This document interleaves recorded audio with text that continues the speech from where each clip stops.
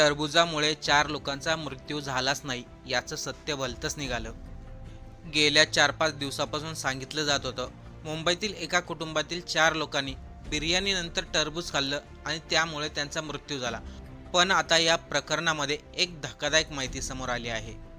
मुंबई आणि संपूर्ण महाराष्ट्रामध्ये सध्या एक विचित्र भीतीचं वातावरण निर्माण झालं आहे.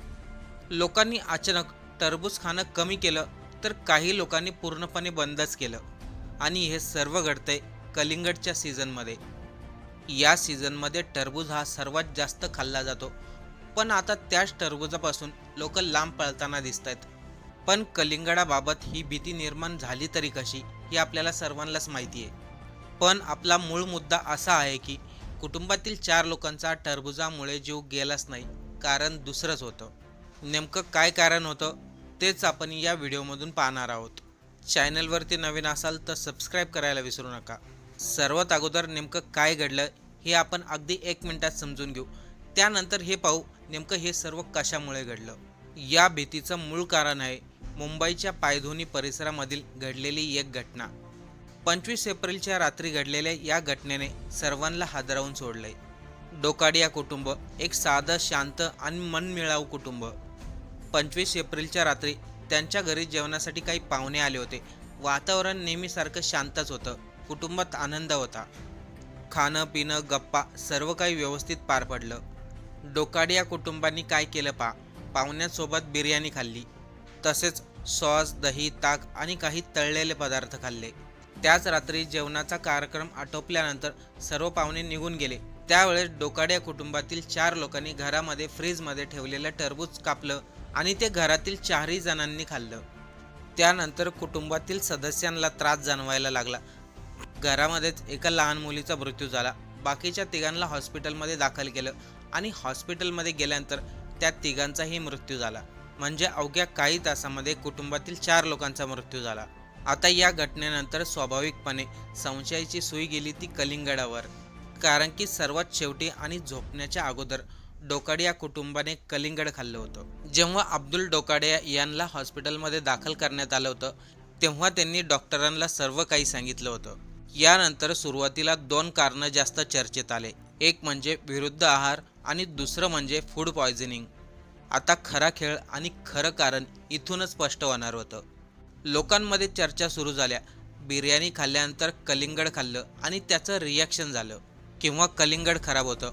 अनेकांनी तर असंही सांगितलं कलिंगडला सापाने चावा घेतला होता आणि त्या कलिंगडमध्ये सापाचं विष उतरलं होतं. पण जेव्हा फॉरेन्सिक रिपोर्ट आला तेव्हा अफवा पसरवणाऱ्याची तोंड बंद झाली.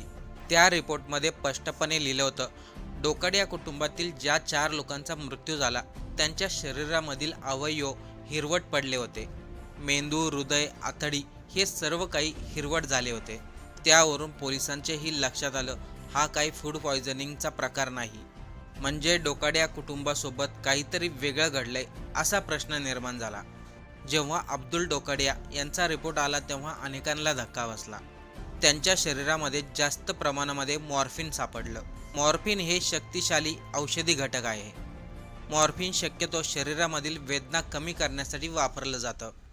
पण तेच मॉर्फिन जर चुकीच्या पद्धतीने किंवा जास्त प्रमाणामध्ये शरीरामध्ये गेलं तर ते घातक ठरू शकतं. आता प्रश्न उभा राहतो, अब्दुल डोकाडिया यांच्या शरीरामध्ये मॉर्फिन आलं कुठून? अब्दुल डोकाडिया यांना कुठलाही आजार नव्हता, त्यामुळं मॉर्फिन घेण्याचा काही प्रश्नच नाही. मग त्यांच्या शरीरामध्ये मॉर्फिन सापडलं कसं? अन्नामधून दिलं गेलं की इंजेक्शनद्वारे दिलं गेलं, की आधी काहीतरी करून त्यांच्या शरीरामध्ये नंतर मॉर्फिन टाकण्यात आलं? इथे एक महत्त्वाची गोष्ट म्हणजे मॉर्फिन चवीला कडवट असतं. ते अन्नामध्ये मिसळलं असतं तर सहजासहज कोणाच्या लक्षात आलं नसतं. डोकाडिया कुटुंब ज्या बिल्डिंगमध्ये राहत होतं त्याच बिल्डिंगमधील त्यांच्या शेजाऱ्यांनी एक वेगळीच माहिती सांगितली. शेजाऱ्यांच्या मध्ये डोकाडिया कुटुंब हे एकदम शांत, साधं आणि चांगल्या स्वभावाचे होते. त्यांच्या बाबतीत असं काही घडेल, त्यांचा कोणीतरी घातपात करेल यावर विश्वास बसत नाही. पण या प्रकरणाला खरं वळण मिळालं ते 30 एप्रिलला. त्या दिवशी एक जुनं प्रकरण समोर आलं. 2019 मध्ये घडलेले हे प्रकरण, ज्यामध्ये स्वतः अब्दुल डोकाडिया हे साक्षीदार होते. त्याचं झालं असं होतं की जोगेश्वरीमधील एका बिल्डरने एका महिलेकडून पैसे वसूल करण्यासाठी अब्दुल डोकाडियाला पाठवलं होतं. पण त्यानंतर त्या बिल्डरने काहीच काम केलं नाही. त्या महिलेने पैसे मागितले तर बिल्डरने पैसे दिले नाही. त्यामुळं महिलेने हे प्रकरण कोर्टामध्ये नेलं आणि याच प्रकरणामध्ये साक्षीदार होते अब्दुल डोकाडिया. आता इथे सर्वात महत्त्वाची गोष्ट म्हणजे या सर्व प्रकरणाची सुनावणी 2026 मध्ये झाली आणि काही सुनावणी पुढच्या काही महिन्यामध्ये होणार होती आणि त्याच दरम्यान डोकाडिया कुटुंबातील 4 जणांचा मृत्यू होतो. हा फक्त योगायोग आहे की यामागे काहीतरी वेगळंच दडलंय?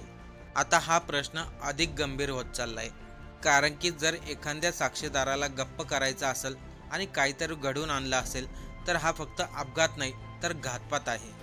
सध्या पोलिसांच्या हाती बरेचसे पुरावे लागलेत. एकीकडे फॉरेन्सिक रिपोर्ट, दुसरीकडे डोकाडिया यांच्या शरीरामध्ये मॉर्फिन सापडणं आणि तिसरं म्हणजे जुनं प्रकरण कोर्टामध्ये चालू आहे. या सर्वांचे धागेदोरे एकाच ठिकाणी जाऊन जोडतात, ते म्हणजे डोकाडिया कुटुंबासोबत. पण या सर्व तपासाच्या प्रक्रियेमध्ये सर्वात जास्त फटका बसला तो सामान्य लोकांना, कारण की यानंतर सामान्य लोकांनी आपल्या थिअरी चालू केल्या. फूड पॉयझनिंग झालं, कलिंगडाला सापाने चावा घेतला होता, त्यात विष होतं आणि त्यानंतर परिणाम असा झाला, जे शेतकरी बाजारामध्ये कलिंगड विकत होते ते कलिंगड घेण्यासाठी लोक घाबरायला लागले. कित्येक जागेवरती कलिंगड असेच पडलेले. टरबूज विक्रेत्यांनी सांगितलं, आम्ही गेल्या 25-30 वर्षापासून हा व्यवसाय करतोय, पण अशी परिस्थिती यापूर्वी कधीही निर्माण झालेली नाही. म्हणजे लोकांना काहीही माहिती नसताना फक्त अफवा पसरवायला चालू केली. कलिंगडामुळे कुटुंबातील 4 लोकांचा मृत्यू झाला. पण आता जे धक्कादायक कारण दिसतंय त्यावरून हे स्पष्ट होतंय, कलिंगडामुळे मृत्यू झालेला नाही तर डोकाडिया कुटुंबातील लोकांची हत्या झाली आहे. आता या पाठीमागं नेमकं कोण आहे, सूत्रधार कोण आहे, त्यांना मारण्याचं नेमकं कारण काय, हे सर्व पुढे पोलिसांच्या तपासामध्ये स्पष्ट होईल.